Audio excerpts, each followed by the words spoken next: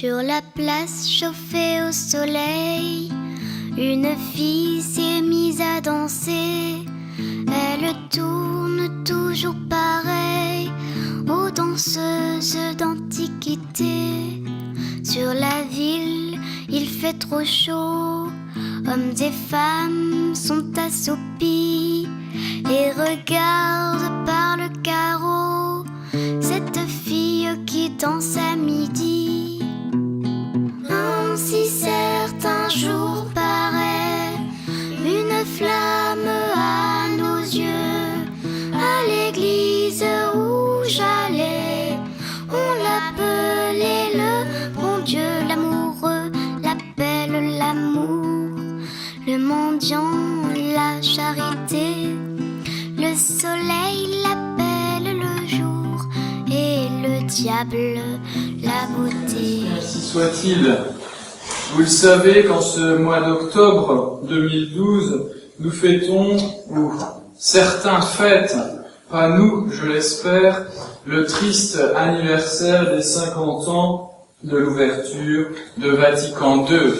Ce Vatican II qui, pour Jean XXIII, devait être un aggiornamento, comme il le dit donc dans le terme italien, ce qui signifie une mise à jour de la doctrine catholique. Alors, soi-disant, cette mise à jour avait pour but de rendre accessible au monde moderne la doctrine catholique, donc de l'exprimer avec des mots plus modernes sans changer la doctrine. C'est l'intention qui était annoncée. En réalité, plus qu'une mise à jour, c'est une nouvelle version que nous avons, si j'ose employer les termes de l'informatique d'aujourd'hui. Vous le savez, quand si vous utilisez ces choses-là, vous avez des mises à jour, mais c'est une mise à jour du même logiciel, du même programme, pour le perfectionner, pour en combler les failles, etc. Et puis régulièrement, par contre, vous avez des nouvelles versions qui rechangent tout le système. Eh bien, Vatican II, en fait, n'est pas une mise à jour, n'est pas une meilleure expression de la même foi, la foi catholique, mais est plutôt une mise au goût du jour et l'expression d'une nouvelle doctrine et même d'une nouvelle religion. Alors, je voudrais aujourd'hui vous parler de cela selon un aspect particulier par rapport aux dernières déclarations de Benoît XVI, qui a dit deux choses. D'une part, que Vatican II n'avait pas engagé l'infaillibilité de l'Église. D'autre part, que Vatican II était une direction, un guide à suivre pour arriver au port du salut. Alors, est-ce que, en soi, dans l'absolu, Vatican II n'avait pas les conditions et n'avait pas l'intention de s'imposer infailliblement et d'imposer une doctrine à l'Église universelle, puisque c'est de cela qu'il s'agit.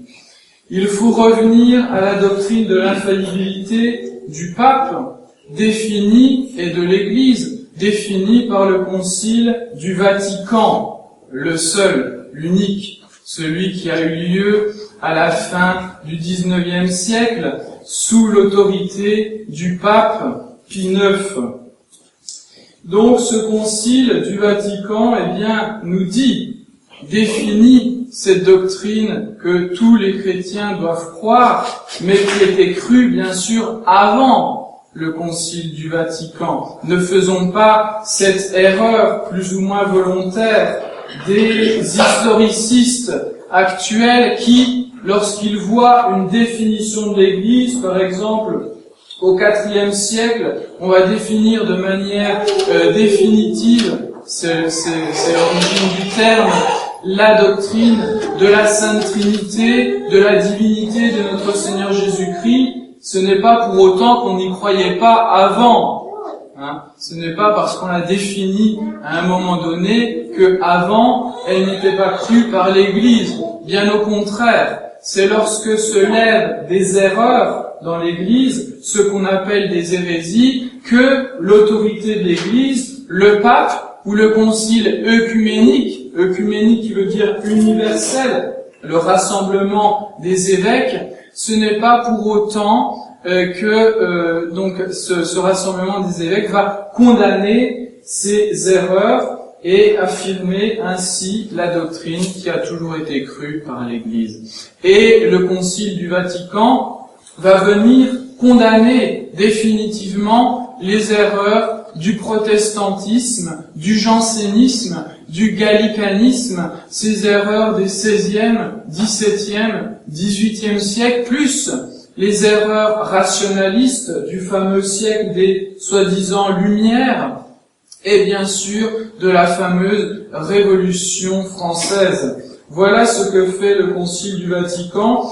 et il nous dit que lorsque le pape parle en tant que pape, ou que les évêques parlent en tant qu'autorité de l'Église, tous ensemble, qu'ils soient réunis en concile ou qu'ils soient dispersés par toute la terre, quand le pape ou l'ensemble des évêques sous l'autorité du pape nous donne à nous chrétiens, à tous les chrétiens, à l'ensemble des chrétiens, une doctrine sur la foi, sur ce qu'il faut croire, et sur ce qu'il faut faire, ou sur ce qu'il faut faire, donc la morale, pour être sauvé, à ce moment-là, le pape et les évêques sous son autorité sont infaillibles, c'est-à-dire qu'ils ne peuvent pas se tromper et qu'ils ne peuvent pas nous tromper. Pourquoi nous croyons cela? Parce que l'Église l'a défini au Concile du Vatican, mais parce que cela est ce qui est enseigné par notre Seigneur Jésus-Christ. Et il le dit à Saint Pierre, « J'ai prié pour toi, afin que ta foi ne défaille pas, et quand tu seras converti, eh bien, tu devras aussi enseigner, éclairer les autres. » Cela également tient à la mission de l'Église. Jésus, avant de remonter au ciel, dit à ses apôtres,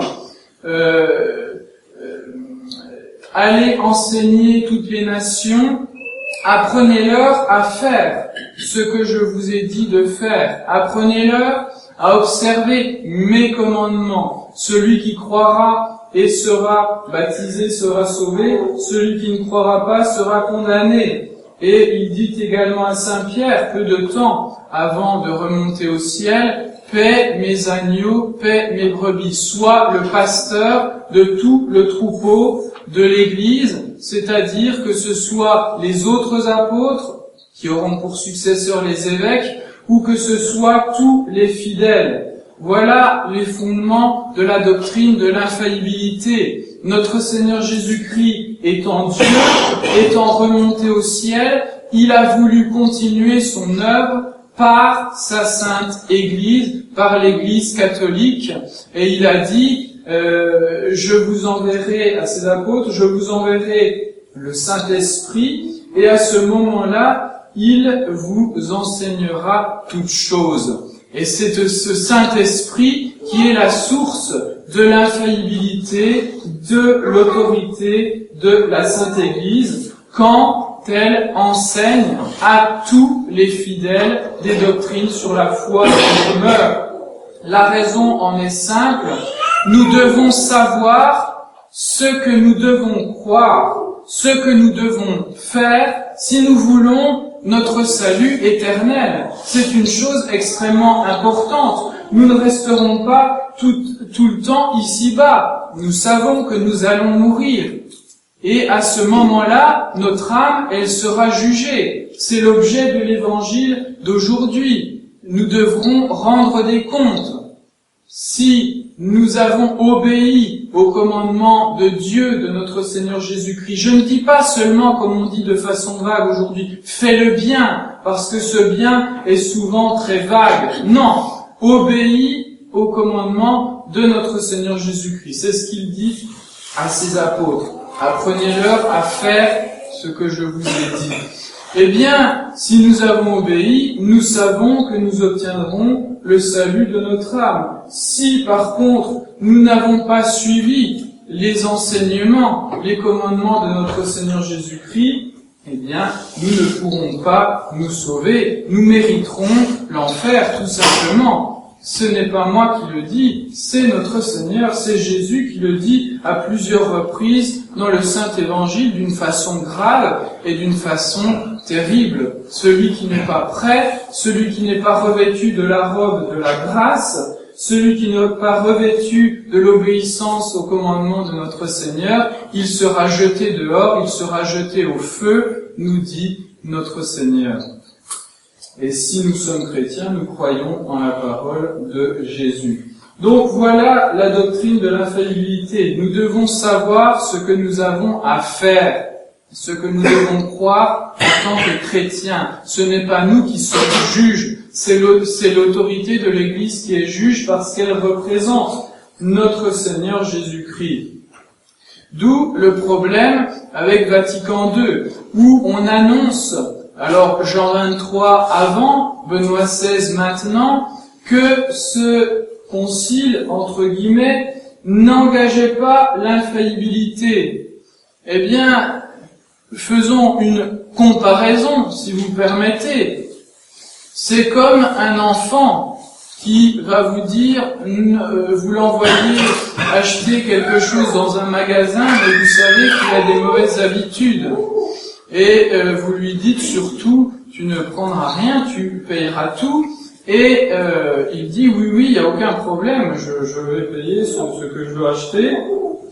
Et puis après qu'il ait rempli sa commission, vous lui demandez, alors, tu n'as rien fait de mal, et elle vous dira, non, j'ai rien fait de mal.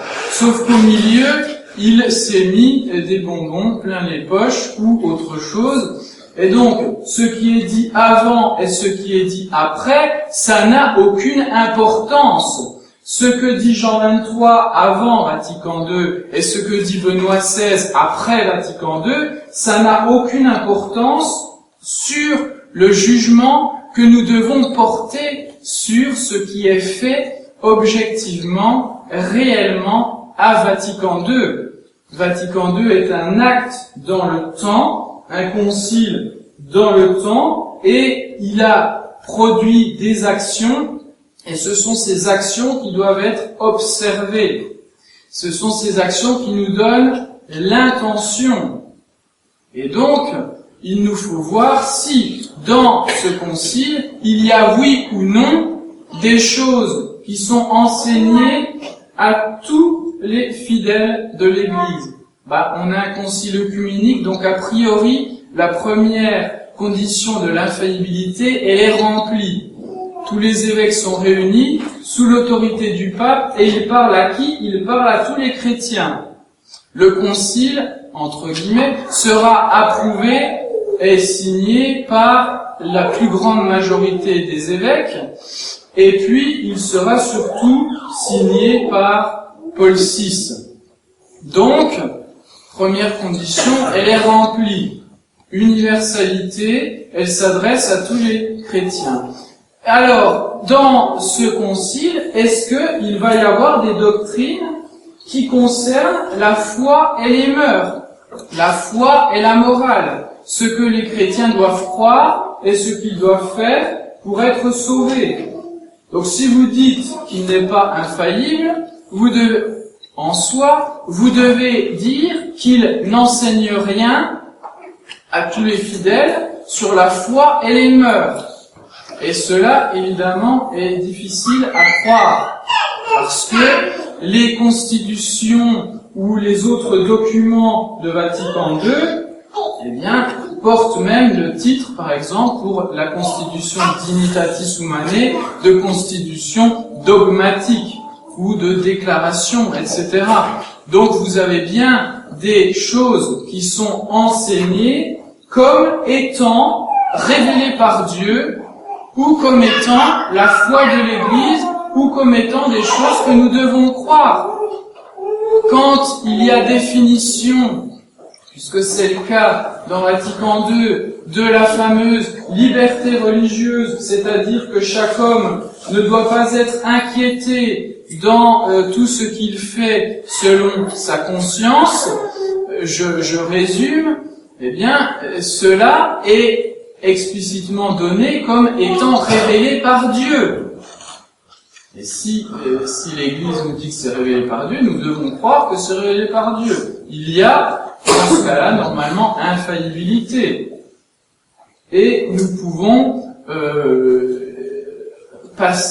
nous pourrions passer en revue tous les documents de Vatican II par rapport aux relations avec les autres confessions chrétiennes, puisqu'on dit cela maintenant, les orthodoxes, donc les schismatiques, ou les protestants, hérétiques ou autres sectes qui sont séparés de la Sainte Église catholique, que ce soit les relations avec les Juifs, qu'on considère encore comme religion valable, ou avec les musulmans, qui sont nos frères puisqu'ils sont monothéistes, eh bien, nous avons des textes qui, évidemment, au niveau de la foi, contiennent des choses qui sont contraires, tout simplement, à ce qui a toujours été enseigné par l'Église. Donc, Benoît XVI a beau dire non, il n'y avait pas engagement de l'infaillibilité, en soi c'est faux. Il y a les conditions nécessaires pour que soit engagé dans une bonne partie, donc au moins sur certains points de Vatican II, pour que soit engagée l'infaillibilité de l'Église. Évidemment, elle ne l'est pas parce que l'Église ne peut pas se contredire et ne peut pas nous enseigner des choses fausses. Mais je passe pour l'instant sur la conclusion pratique que vous connaissez. Le deuxième point, c'est qu'il nous dit que Vatican II, ça nous donne une direction. Donc, dato non concesso, comme disent les théologiens, accordons-lui que Vatican II n'était pas infaillible. Et maintenant, prenons ces paroles. Si ça n'était pas infaillible, ça reste quand même une direction, un point, un guide certain pour arriver au port du salut, pour que l'Église puisse traverser le monde moderne et donc les changements de ce monde moderne.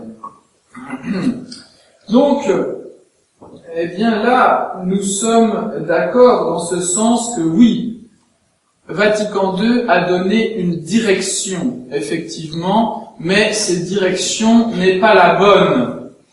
En soi, dans la vie spirituelle, vous avez une route qui est unique. C'est-à-dire que vous allez soit, c'est ce que je vous rappelais tout à l'heure, soit vous allez en enfer, soit vous allez au ciel. Mais vous êtes sur une seule route. Soit vous descendez, soit vous montez. C'est la même et unique route. Donc il n'y a qu'une seule route, mais il y a deux directions. Soit vous allez en bas, soit vous allez en haut. Alors est-ce que Vatican II indique la direction du haut ou la direction du bas? Eh bien, il me semble que Vatican II indique la direction du bas, c'est-à-dire celle de l'enfer qui est pavée de très bonnes intentions, comme on le dit ordinairement. Pourquoi? Parce que Vatican II a pour but une chose, de révéler, comme le disait Jean-Paul II, l'homme à lui-même, a pour but une philosophie de l'homme, et même pire, je dirais une théologie de l'homme.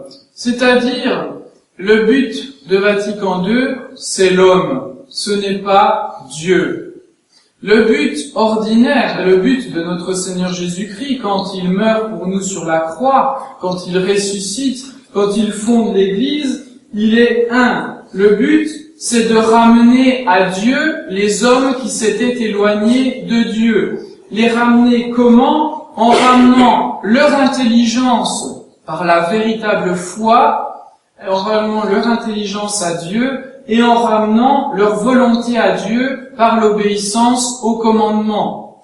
Tout cela, évidemment, dans un cadre de vie qui soit complet, qui permette l'intelligence des commandements de Dieu et puis la pratique de ces commandements de Dieu. D'où toutes les pratiques de la vie spirituelle, le jeûne, l'abstinence, la prière, l'observance des dimanches et fêtes, etc. Tout cela fait partie d'un ensemble et permet d'assurer justement notre salut éternel par l'obéissance aux commandements de notre Seigneur. Et le but est donc le retour à Dieu de l'homme qui s'était éloigné de Dieu. Et Vatican II, c'est quoi le but? Eh bien, le but, ce n'est pas Dieu, c'est l'homme. L'homme, et il n'y a que l'homme. Regardez donc cette déclaration, la dignité humaine. On ne parle pas de la gloire de Dieu, on parle de la dignité humaine.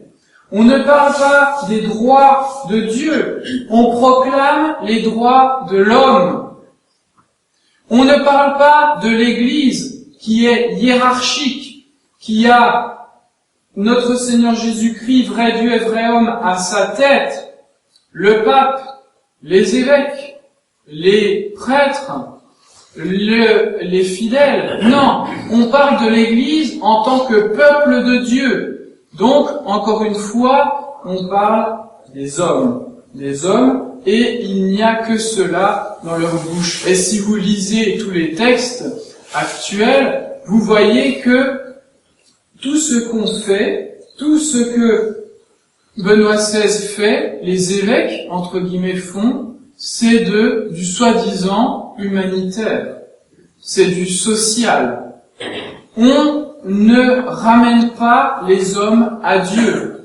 On ne leur dit pas qu'ils ne marchent pas dans la voie des commandements de Dieu. Je vous donnais le cas récent de ces fameuses questions sur le mariage, et où les évêques, entre guillemets donc, avaient évidemment réagi d'une façon lamentable, mais qui correspond bien à l'état d'esprit qu'ils ont, puisqu'ils n'ont même pas condamné les péchés qui sont contre nature, qui ont été condamnés par Saint Paul, par notre Seigneur Jésus-Christ, et qui sont même contre la loi naturelle, c'est-à-dire contre la nature même de l'homme, contre ce que Dieu a créé, et par conséquent contre la dignité même de l'homme dont il parle si souvent, et cette dignité pour eux étant que l'homme puisse faire, penser pratiquement tout ce qu'il veut tant qu'il ne gêne pas les autres.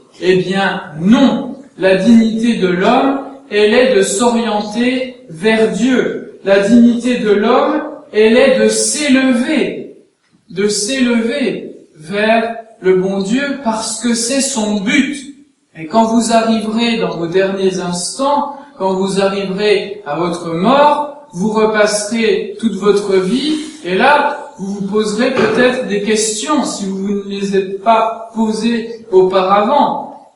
Mais je vous dis, il faut vous poser les questions maintenant. Vous dire, eh bien, pourquoi suis-je fait? Pourquoi suis-je ici-bas? Pourquoi est-ce que même nous existons? Nous existons parce que Dieu nous a créés et parce que Dieu nous a rachetés et parce que Dieu veut que nous allions à lui. Et que vous le vouliez ou non, le monde où nous sommes, il passera, donc notre vie terrestre, elle passera, et ce monde sera consommé pour faire place au monde, au nouveau monde, à la nouvelle terre promise par notre Seigneur Jésus-Christ. Tout ce que nous connaissons, eh bien, disparaîtra, et il ne restera plus que notre âme, il ne restera plus que notre corps ressuscité pour la gloire, ou bien le corps des damnés qui souffrira éternellement en enfer. Ça, c'est la vérité, c'est celle qui est enseignée par notre Seigneur. Et le problème, c'est que aujourd'hui, on ne veut plus affirmer ces vérités. C'est ce qu'a voulu faire Vatican II. L'enfer, l'homme moderne, ça lui plaît pas trop, quoi. Souffrir éternellement, c'est quand même pas, c'est pas formidable. Croire en Dieu, bon, d'accord, à la limite. Mais toutes les exigences de la morale, il faut se marier, il faut pas user de la contraception, il faut aller à la messe le dimanche, il faut se confesser au moins une fois par an, il faut jeûner, il faut faire abstinence de viande à certains jours, etc. Toi, quand même, l'homme moderne, il peut se passer de ça, non? On peut prier dans la nature, on peut s'élever vers Dieu comme ça. Donc, on va plus ou moins supprimer tout cela en disant qu'on va revenir à la pureté évangélique. Mais je viens de vous le dire, l'évangile nous dit le contraire de ce que dit Vatican II, que ce soit sur la fameuse dignité humaine ou que ce soit sur toutes les pratiques de l'Église catholique. On n'a rien inventé au niveau de l'observance du dimanche, des fêtes, de la pénitence de l'Église, etc., etc. On n'a rien inventé, cela nous vient de Jésus, cela nous vient des apôtres. Donc la direction qui est donnée est la direction de l'homme. Et la direction de l'homme, c'est la direction de l'enfer. Parce que c'est l'homme qui se prend pour Dieu. Et quand on parle sans arrêt des droits de l'homme, nous voyons que ces droits de l'homme, tels qu'ils sont exprimés, dans la fameuse déclaration révolutionnaire et dans celle de l'ONU, ces droits de l'homme sont contraires fondamentalement à la doctrine catholique et entraînent l'homme à se diviniser lui-même. C'est lui qui choisit la vérité, c'est lui qui choisit ce qu'il doit croire. C'est cette fameuse liberté de conscience, liberté religieuse. Et j'ai été non pas surpris, mais conforté dans ce qu'il faut penser cette semaine en écoutant un laïcard, appelons-les tels qu'ils sont, qui donnait comme définition de la laïcité pratiquement mot pour mot les termes de la déclaration de Vatican II sur la liberté religieuse. Donc, d'où elle vient? Elle vient de Jésus, elle vient de l'Église, ou bien elle vient de ce monde laïque, de la Révolution française, des fameux, soi-disant, lumières du XVIIIe siècle. Comprenez qu'il y a une opposition entre les deux. Donc la direction, c'est la direction de l'homme. Et revenons à notre péché originel, le péché d'Adam et d'Ève. Vous serez comme des dieux, vous connaîtrez le bien et le mal, vous aurez la science parfaite du bien et le mal. Ça veut dire, vous serez les juges du bien et du mal. C'est vous qui déciderez ce qui est bien et ce qui est mal. Que font les sociétés, les États actuels aujourd'hui? C'est eux qui jugent ce qui est bien et qui jugent ce qui est mal. S'ils jugent que l'homosexualité est bien, alors elle est bien. S'ils jugent qu'elle est mal, alors elle est mal. Non, mes bien chers frères, c'est la nature même de l'homme et qui est créée par Dieu qui juge de ces questions-là. C'est un exemple parmi d'autres. Donc l'homme qui se fait juge de ce qui est vrai, de ce qui est bien ou de ce qui est mal, c'est l'homme qui se fait Dieu. Et l'homme qui se fait Dieu, c'est tout simplement l'homme qui se met sous la coupe du démon, de l'ennemi, parce que c'est ce qu'a fait l'ennemi, Satan, si vous voulez, ce que je vous rappelais la semaine dernière. D'où le nom même de l'archange qui a combattu Satan, le nom de Michel, c'est-à-dire qui est comme Dieu. Qui est comme Dieu? Voilà ce que signifie le nom de Saint Michel. Voilà ce que signifie, ce qu'est le péché du démon, ce qu'est le péché de nos premiers parents, Adam et Ève, ce qu'est le péché de l'homme moderne. C'est le péché de Satan, c'est le péché de vouloir se faire Dieu et de vouloir être juge de tout ce que Dieu a fait, de tout ce que Dieu a créé, de tout ce que l'Église a toujours enseigné, a toujours demandé aux fidèles. Voilà, mes bien chers frères, le problème posé. Le point commun entre ces deux choses et ce qui nous intéresse principalement, c'est ce qu'on va résumer dans l'intention objective. C'est quoi cette intention objective? Cette intention objective, c'est quand nous faisons quelque chose, eh bien c'est que nous voulons le faire. C'est que l'homme qui juge droitement ne va pas juger du fort intérieur des gens, de ce qui se passe dans l'âme des gens, dans l'intelligence, dans la volonté des gens. L'homme qui est juste, il va juger de ce qui est fait objectivement. Et si ce qui est fait est conforme ou non, non pas à son jugement, mais au jugement de Dieu, au jugement de l'Église. Voilà pourquoi nous refusons Vatican II, parce que objectivement, Vatican II, eh bien, devait être à les conditions même de l'infaillibilité. Ça, c'est un fait objectif. Et donc, Vatican II avait l'intention objective de définir des choses, mais ça ne peut pas être défini puisque c'est contre la volonté, contre la doctrine de l'Église. Et donc, ça ne vient pas de notre Seigneur Jésus-Christ et ça ne vient pas de l'Église. La conclusion immédiate, c'est évidemment que ceux qui ont proclamé Vatican II ne sont pas véritablement, eh bien, le vicaire de notre Seigneur Jésus-Christ ou les représentants de notre Seigneur. C'est tout simplement impossible. C'est métaphysiquement, théologiquement impossible. Ça voudrait dire que la même autorité, l'autorité du Christ, représentée par l'Église, dirait une chose et son contraire, et cela n'est pas possible. Donc, nous ne pouvons pas croire, bien sûr, à ce qui est enseigné par Vatican II, et nous devons le condamner. L'intention objective, c'est la direction aussi qui a été donnée à l'Église, ou du moins aux membres de l'Église depuis Vatican II.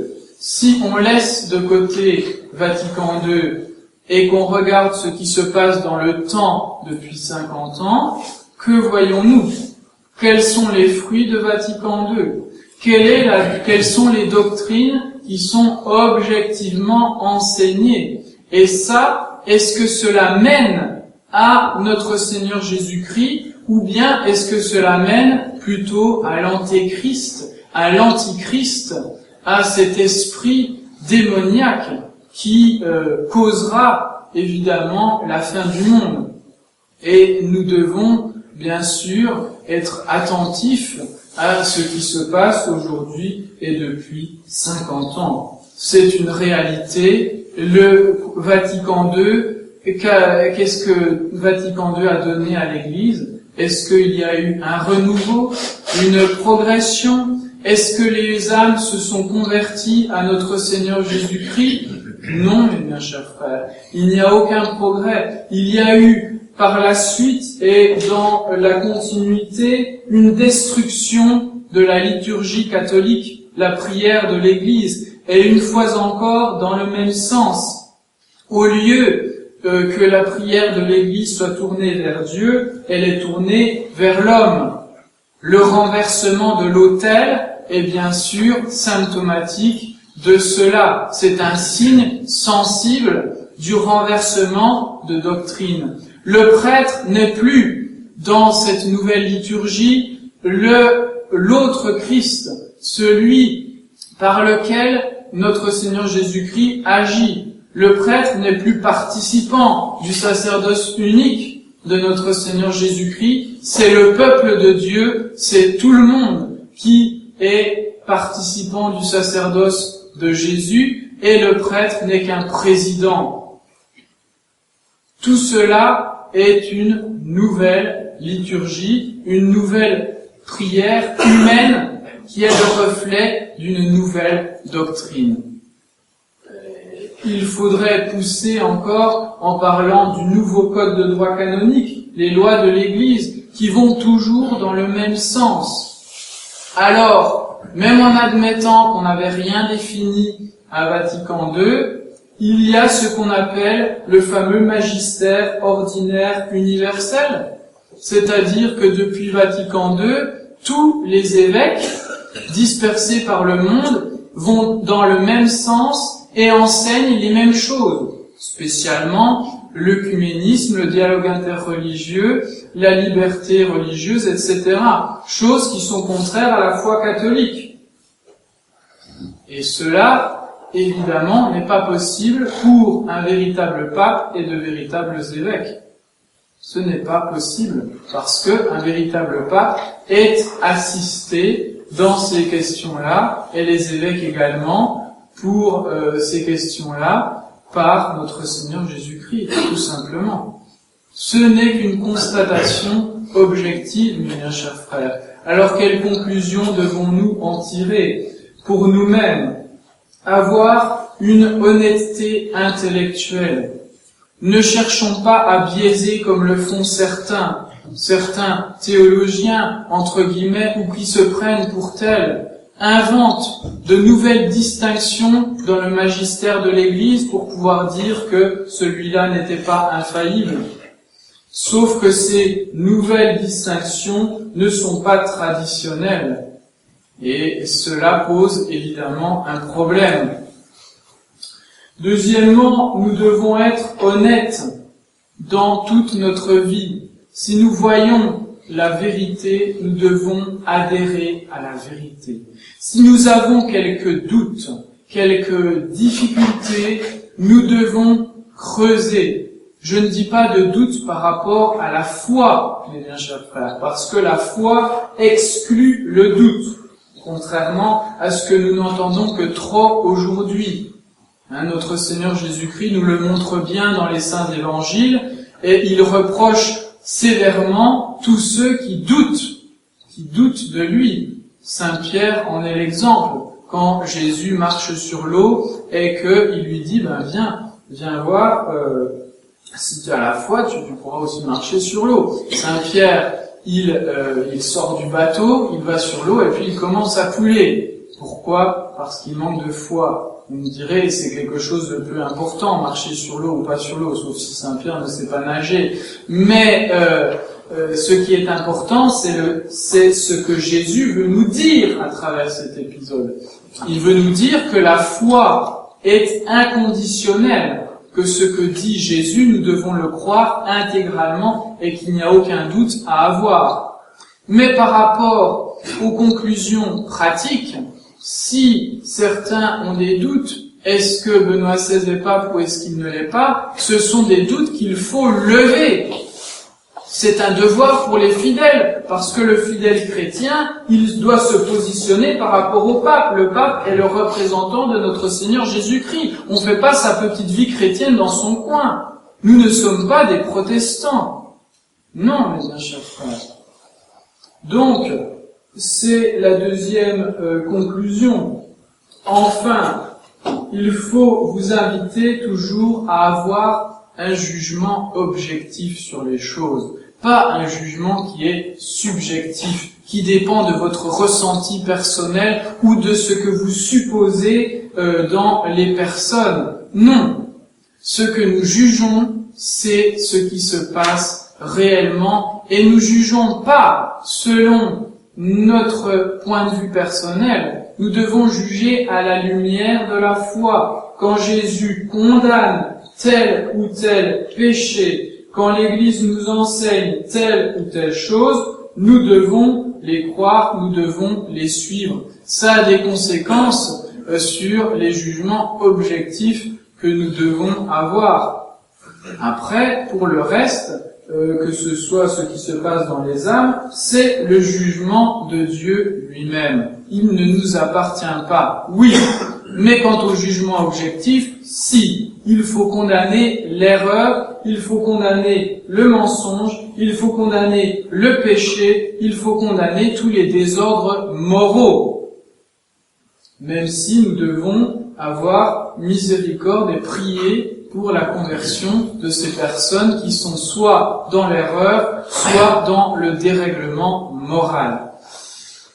Voilà donc ce que nous devons faire, ce que nous devons penser aujourd'hui. Ayons un jugement droit, ayons un jugement saint, ce qui nous fait dire que nous sommes dans une situation extrêmement terrible au niveau de la Sainte Église catholique. Une situation telle qu'on ne l'a jamais vue.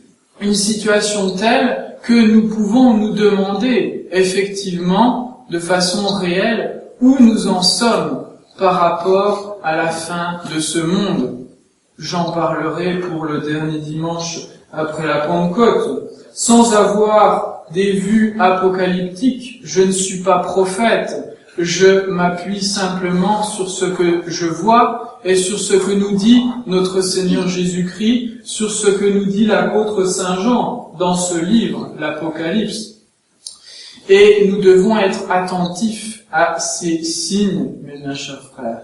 Mais dans ces difficultés, dans ce monde qui s'enfonce de plus en plus dans le péché, nous devons avoir une seule attitude, c'est de chercher à rester fidèles à notre Seigneur Jésus-Christ. C'est l'exemple que nous ont montré tous ceux qui, malheureusement, nous ont quittés pour aller vers notre Seigneur. C'est l'exemple qui nous a été montré par le Père Verrier et par tous ceux qui ont combattu Vatican II et qui ont combattu les conséquences de Vatican II. Le combat n'est pas terminé, il continue parce que la mentalité, la direction donnée par Vatican II, elle continue d'exister, elle est toujours là et même elle va de plus en plus loin dans ses conséquences. Nous devons donc être toujours prêts et être toujours fidèles à notre Seigneur dans toutes nos actions, dans toutes nos pensées. Ayons cette simplicité que je vous prêche souvent, cette simplicité de notre foi. On n'a pas de doute dans la Sainte Église, on n'a pas de doute dans notre Seigneur. La situation paraît très mal engagée, bien sûr. Quand est-ce que nous en sortirons? Est-ce que nous en sortirons? Mais cela n'est pas notre problème, mes bien chers frères. Tout ce que nous avons à faire, c'est à être fidèles à Dieu, fidèles à notre Seigneur. C'est ce qu'il nous demande. Et quand il nous dit « Est-ce que je trouverai encore la foi sur terre quand je reviendrai ?» Ça veut dire « Vous soyez fidèles, vous restez-moi fidèles, gardez une confiance inébranlable dans toutes les promesses que je vous ai faites. » Gardez une foi inébranlable dans toutes les doctrines que je vous ai enseignées et gardez aussi mes commandements. C'est ce qu'il a dit à ses apôtres lors de la dernière scène, lors de ce dernier repas avant sa passion. Donc, demandons à Dieu, demandons à notre Seigneur, faisons la prière que l'Église met sur nos lèvres dans ce dimanche après la Pentecôte. Eh bien, nous vous en supplions, Seigneur, préservez, protégez votre famille, familiam tuam, contre toutes les adversités. Et faites que votre famille, eh bien, soit dévouée à votre nom par ses bonnes actions. Voilà, mes bien chers frères, ce qu'il nous demande, ce que nous devons faire comme prière. Demander la protection de Dieu humblement, mais en même temps montrer à Dieu que nous lui sommes dévoués par une vie spirituelle toujours plus profonde. Sur la place vibrante d'air chaude, où pas même ne paraît un chien, ondulante comme un roseau, la fille bondit, s'en va, s'en vient. Ni guitare, ni tambourin pour accompagner sa danse. Elle frappe dans ses mains pour se donner la cadence. Ainsi certains jours paraît une flamme à nos yeux.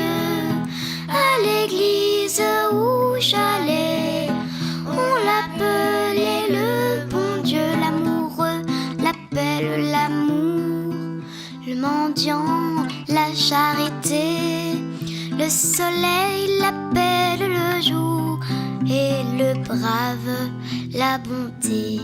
Aujourd'hui, je voudrais expliquer un peu ce que nous faisons ici et spécialement les changements qui ont eu lieu dans les années 60-70 dans l'Église. Changements non seulement sur la forme, mais également sur le fond. Il ne s'agit pas simplement d'une question de latin, d'une question d'ornement, d'une question de chant grégorien. En réalité, les changements ont été beaucoup plus profonds. Certains ont connu parmi vous la messe que je célèbre aujourd'hui, et comme je la célèbre aujourd'hui, d'autres découvrent cette messe et voient quand même la différence entre ce qui se passe aujourd'hui dans les églises et ce qui se passe dans nos chapelles. La différence, c'est non seulement l'emploi du latin, la soutane, les ornements, etc. Ce n'est pas seulement ça, c'est la doctrine, l'enseignement qui a été changé. C'est également la morale qui a été changée. Donc les deux bases, finalement, de la vie chrétienne, de la vie catholique, de la foi catholique, ont été modifiées. Et donc aujourd'hui, je serai particulièrement politiquement, si on ose dire, incorrect, ecclésiastiquement par rapport à l'Église d'aujourd'hui, incorrect. Mais il faut bien mesurer la révolution qui s'est passée lors du Concile Vatican II. Comment on s'est éloigné de manière importante, de manière même contradictoire, de l'enseignement de l'Évangile, de l'enseignement de notre Seigneur Jésus-Christ. Et nous avons été baptisés, au nom du Père, du Fils et du Saint-Esprit. Et notre vie chrétienne, elle doit être fondée sur l'enseignement de notre Seigneur Jésus-Christ. La vie de l'Église aujourd'hui, de ces hommes d'Église, leur enseignement est malheureusement sur de nombreux points et des points importants, contraires à l'enseignement de l'Évangile, contraires à l'enseignement de notre Seigneur Jésus-Christ. Voilà pourquoi il y a une opposition, voilà pourquoi nous sommes exilés, si on peut dire, dans des chapelles, aussi belles soient-elles. Voilà pourquoi nous sommes en quelque sorte marginalisés, parce que nous essayons de suivre notre Seigneur Jésus-Christ, tout simplement. Au niveau de la doctrine, de l'enseignement, de la foi, si vous voulez, je donnerai un exemple, celui du rapport aux autres religions. Moi, je dirais du rapport aux fausses religions. Mais cela est très incorrect que de dire que les autres sont dans l'erreur et que nous avons la vérité. Pourtant, dans la vie naturelle, eh bien, nous le savons, les vérités s'imposent à notre connaissance.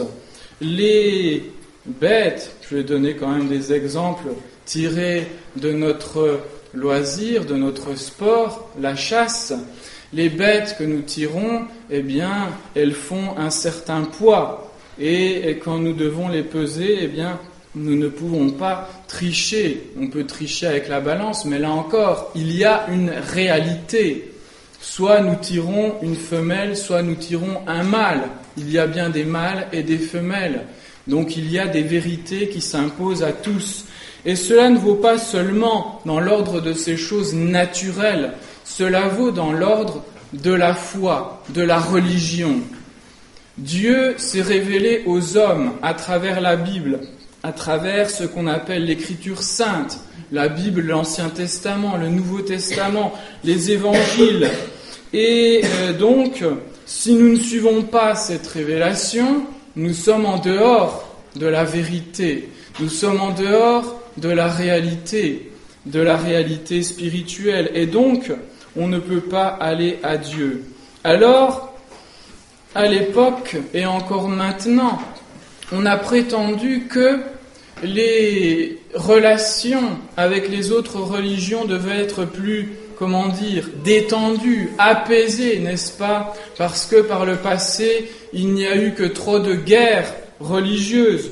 Évidemment, on pourrait remettre en question les guerres religieuses, parce que les 9/10, voire plus des guerres, en réalité, sont des guerres politiques, des guerres géostratégiques, des guerres pour la possession d'un terrain, des guerres pour la possession des richesses naturelles. C'est ce qui se passe encore de nos jours. Et même dans ces guerres, la religion n'est qu'un prétexte. Le combat même, aujourd'hui, contre les islamistes, etc., est aussi un prétexte pour contrôler certaines régions, tout simplement. Donc, est-ce que dans les années 60-70, le dialogue interreligieux, et encore aujourd'hui, n'est qu'une question d'apaisement? Non, cela va plus loin. Les autorités, je dirais entre guillemets, ecclésiastiques, sont allées beaucoup plus loin. Il ne s'agit pas simplement de discuter avec les autres religions. Il s'agit de dire que ces religions viennent, elles aussi, pour une bonne part, de l'Esprit Saint, et viennent d'une certaine manière de Dieu et permettent à ceux qui les pratiquent d'aller vers Dieu. C'est l'enseignement actuel de l'Église, ou du moins des hommes d'Église. Alors, la question qui se pose, est-ce que c'est l'enseignement de l'Évangile? Et si je suis chrétien, je me réclame du Christ. Est-ce que c'est l'enseignement du Christ que de dire que chacun peut se sauver par le moyen de n'importe quelle religion?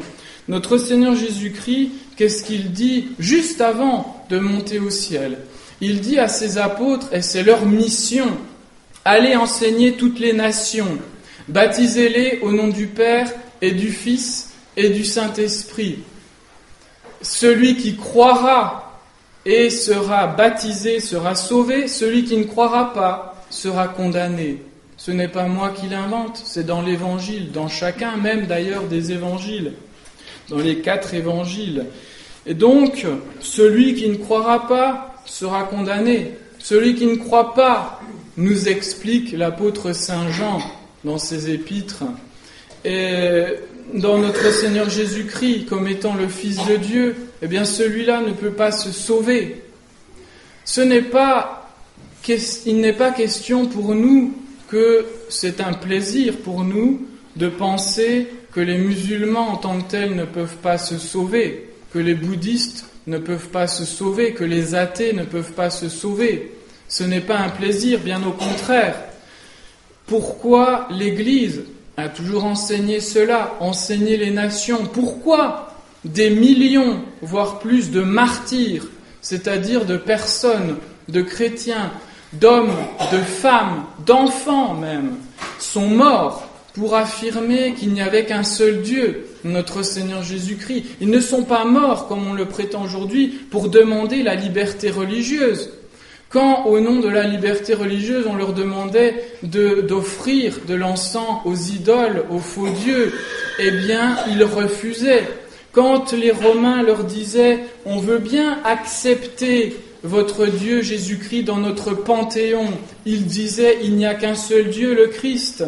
Quand les musulmans ont commencé à exister, parce qu'en réalité ils existent très tard dans l'histoire même de la chrétienté, eh bien, que disaient ceux qui sont morts sous les coups des musulmans? Ils disaient « il n'y a pas d'autre Dieu que le Christ » et il disait que Mahomet est un faux prophète. Il n'avait pas peur. Il ne disait pas, comme on l'entend aujourd'hui de la part de François ou autre, votre religion est respectable, le Coran imprime des valeurs d'humanité, etc. Non, il disait c'est une fausse religion, tout simplement, et il mourait pour cela. Et aujourd'hui d'ailleurs encore, il y a des gens qui meurent en tant que catholiques sous les coups des musulmans. Donc voyez mes bien chers frères, il y a un abîme entre la doctrine actuelle, ce qui est enseigné, la pratique et l'enseignement de notre Seigneur Jésus-Christ. Celui qui ne croira pas sera condamné. Deuxième point, la morale. La morale, c'est la façon de se comporter, si vous voulez. Notre manière d'aller vers la fin, d'aller vers le but. Déjà, forcément, si le but n'est pas le bon, on ne pourra pas aller vers ce but. Si on met son but uniquement dans des choses matérielles, il est évident qu'il sera difficile d'aller vers le vrai but qui n'est pas matériel. La preuve, c'est que nous mourrons tous. Notre corps, donc, eh bien, il restera à pourrir ici-bas. Et il y a derrière notre corps une âme. Une âme parce que nous avons, et nous le savons, la liberté. Et la liberté, par exemple, ne peut s'expliquer par des causes matérielles. Elle ne peut s'expliquer par vos connexions neuronales ou je ne sais trop quoi. Parce que si votre liberté, elle s'explique par des causes matérielles, qu'est-ce que ça veut dire ? Ça veut dire qu'elle n'existe pas. Parce que les causes matérielles, elles agissent de manière aveugle. Si ce sont uniquement, si la liberté n'est que réaction chimique dans notre esprit, eh bien, nous ne sommes pas libres. Les réactions chimiques se font automatiquement. Donc attention, les athées aujourd'hui et depuis des siècles réclament la liberté. Mais en définitive, si on est matérialiste, si on est athée, la liberté n'existe pas tout simplement. Alors aujourd'hui, pour revenir à l'Église, n'est-ce pas ? Qu'est-ce qui est enseigné ? Je vais encore donner des exemples politiquement extrêmement incorrects, surtout vu les dernières actualités. Mais il convient de faire la lumière là-dessus. Les actualités ecclésiastiques, tout le monde a entendu parler, je pense quand même, des modifications que prévoit de faire François sur le mariage.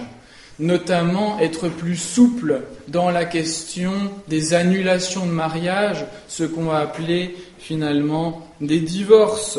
D'être plus souple également par rapport à l'accès au sacrement, à la communion, pour ceux qu'on appelle les divorcés remariés, ou ceux qui sont mariés avec quelqu'un qui est divorcé, même si eux n'étaient pas mariés, etc.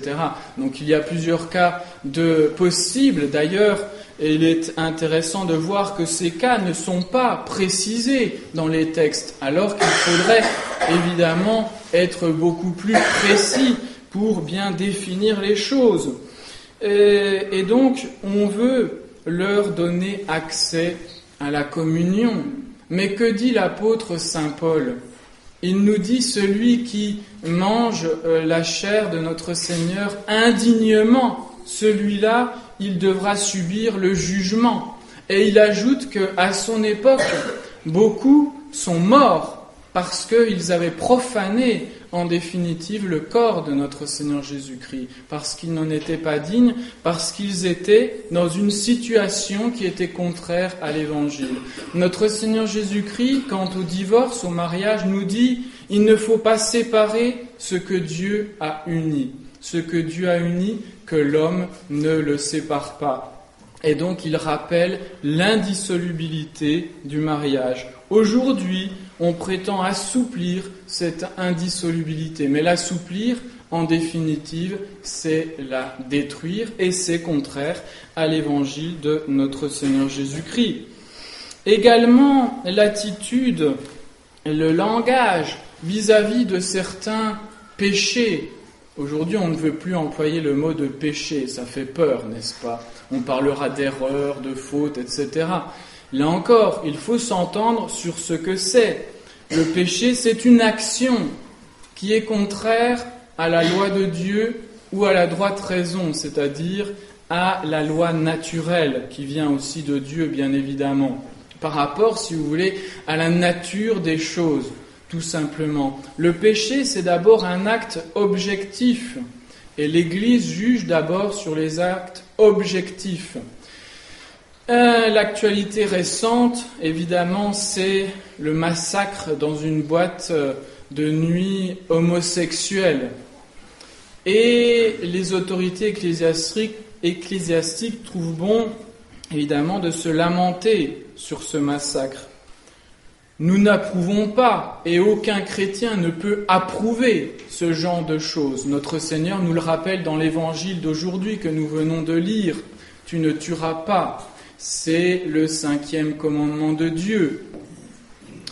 Et donc, nous ne pouvons pas nous réjouir de cela. Mais en même temps, les ecclésiastiques aujourd'hui trouvent bon de dire, comme ça a été le cas l'année dernière par rapport au mariage civil des homosexuels, de dire que les homosexuels apportaient quelque chose à la société, de l'amour. Alors, ceci est évidemment extrêmement grave et une fois plus contraire à l'Évangile. Que disent les saints apôtres, spécialement saint Paul? Il dit que les homosexuels, mais pas seulement, il y a d'autres catégories de personnes, donc ni les fornicateurs, ni les adultères, ni ceux qui adorent les idoles, ni les homosexuels ne posséderont le royaume de Dieu. Il le dit à plusieurs reprises dans ses épîtres. Donc, cela est clair. Soit nous suivons saint Paul et nous affirmons clairement ce qu'il en est sur cette pratique. Donc, nous suivons l'Église, nous suivons notre Seigneur Jésus-Christ. Soit nous disons des paroles contraires et à ce moment-là, nous ne pouvons pas nous réclamer du nom de chrétiens. Nous ne pouvons pas nous réclamer du nom de notre Seigneur Jésus-Christ. À propos de cette mauvaise pratique, je voudrais vous lire, parce que c'est très marquant, un texte de saint Hildegarde. Vous savez, saint Hildegarde, tout le monde la connaît, au moins à travers ses infusions, n'est-ce pas, sa connaissance des propriétés des plantes. Mais saint Hildegarde, c'est pas seulement cela. Saint Hildegarde a fait des prophéties qui sont assez marquantes pour notre temps, parce que saint Hildegarde, elle écrit au XIIe siècle, mes bien chers frères. Et au XIIe siècle, elle dit ceci. Donc le démon, le serpent, comme elle l'appelle, va inviter les hommes à finalement combattre entre eux, à s'entretuer, et elle ajoute ceci. Les insinuations du démon visèrent même la descendance des fils des hommes. Les homosexuels, dit-elle, suivirent d'infâmes pratiques. Le serpent, donc le démon, s'en réjouit et il cria « Honte à celui qui façonna l'homme, l'homme renonce à sa propre forme, il rejette l'amour naturel, l'amour des femmes. » Évidemment, on peut le dire dans l'autre sens pour l'homosexualité féminine. Aussi, la séduction diabolique engendre-t-elle les criminels et les séducteurs, sa haine et son crime, les brigands et les voleurs. Mais, dit saint Hildegarde, et elle parle d'une époque qui a lieu après elle. Donc c'est très marquant. Mais c'est dans l'homosexualité que le péché est le plus impur, racine de toutes sortes de vices. Quand ces péchés se seront accumulés parmi les nations, la constitution de la loi de Dieu se scindra. L'Église, telle une veuve, sera frappée. C'est très intéressant, n'est-ce pas, parce que nous avons ici un texte incontestablement du XIIe siècle. Là, c'est une traduction, donc, même à des éditions qui sont pas spécialement catholiques, Albin Michel.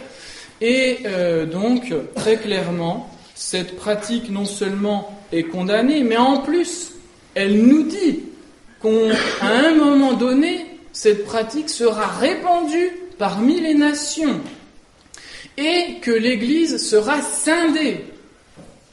Qu'est-ce qui se passe aujourd'hui ? Nous sommes ici et ailleurs dans des églises officielles. Il y a d'autres cérémonies. L'Église n'est-elle pas scindée ?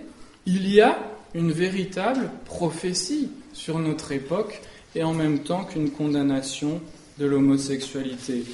Alors que les choses soient claires, il ne s'agit pas et il ne faut pas, parce que les médias font sans arrêt, malgré qu'ils disent « non, on ne fait pas d'amalgame », mais ils passent leur temps à faire des amalgames.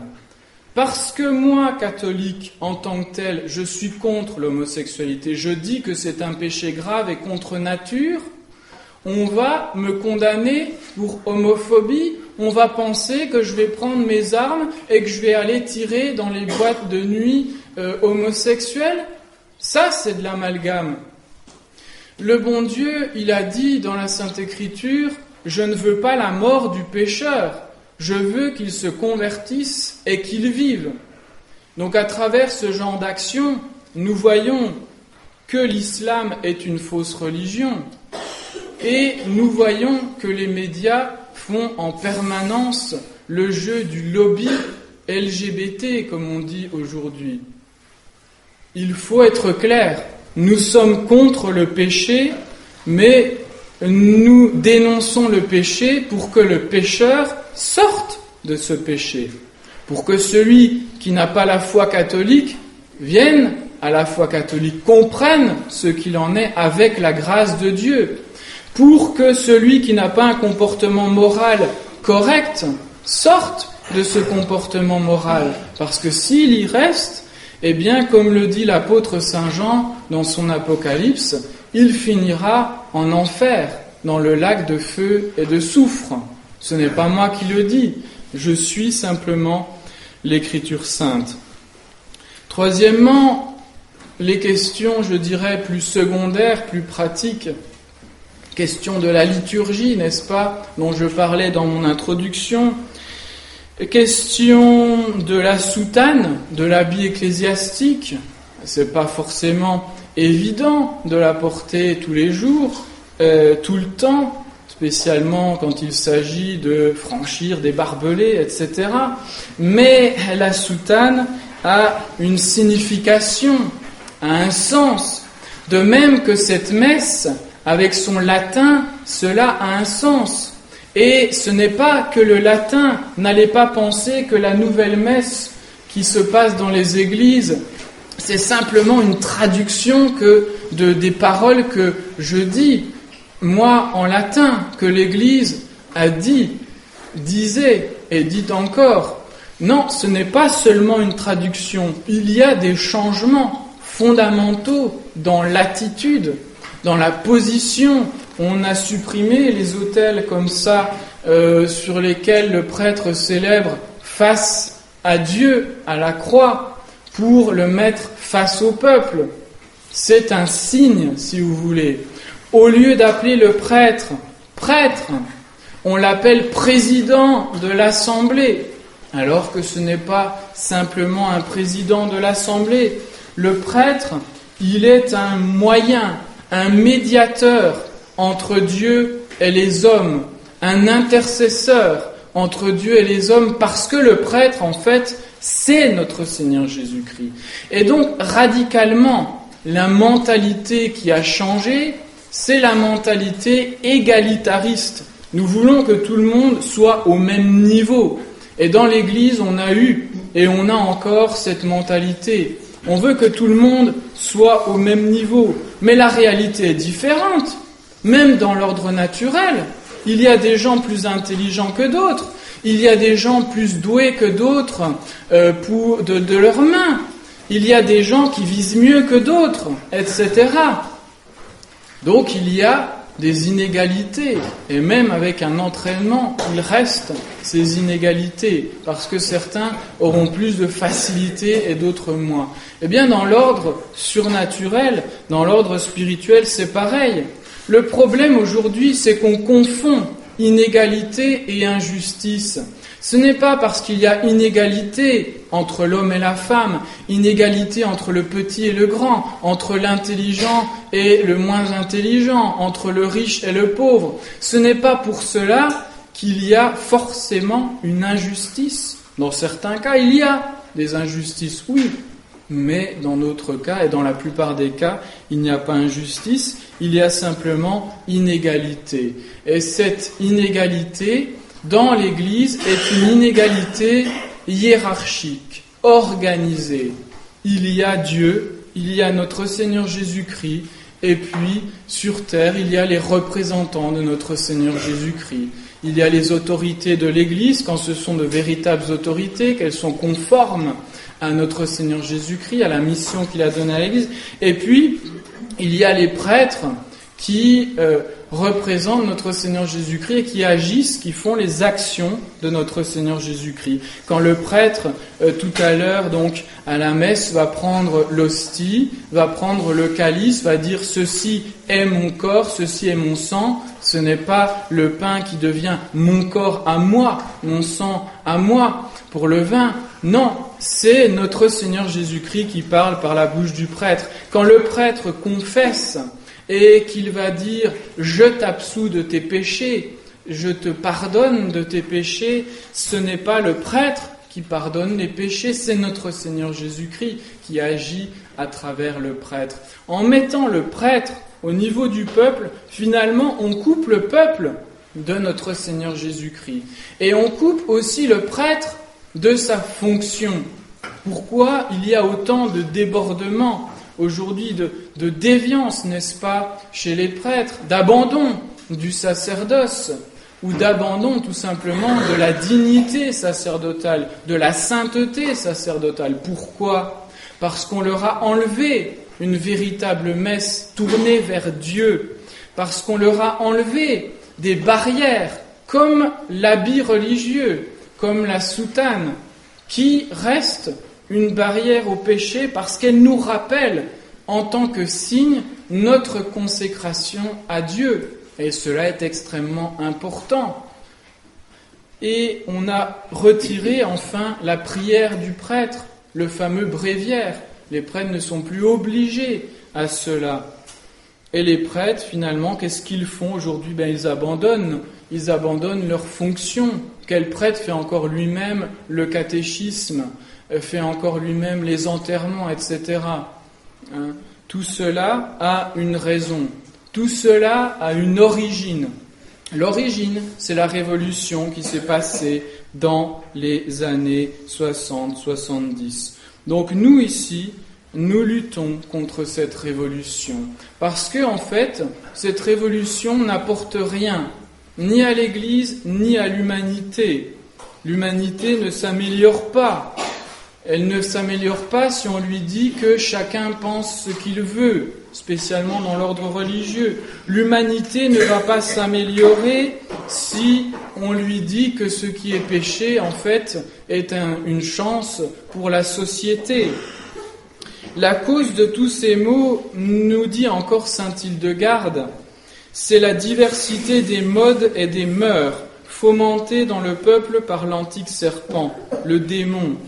Les hommes obéiront au démon, ajoutant là un détail, en enlevant ailleurs un autre, désireux en la matière d'innovation et de changement constant.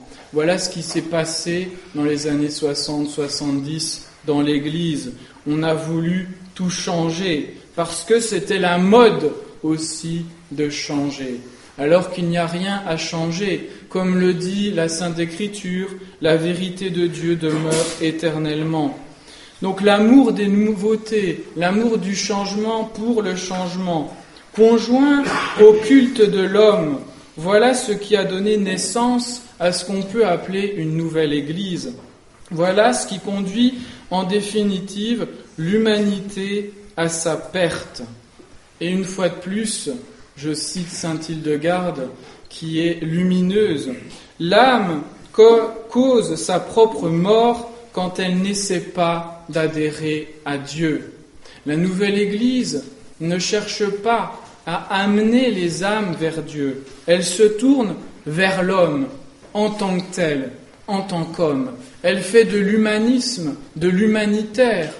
Mais on ne peut pas faire d'humanisme véritable, d'humanitaire véritable, si on n'est pas vraiment tourné vers le but de l'homme. Et le but de l'homme, c'est Dieu.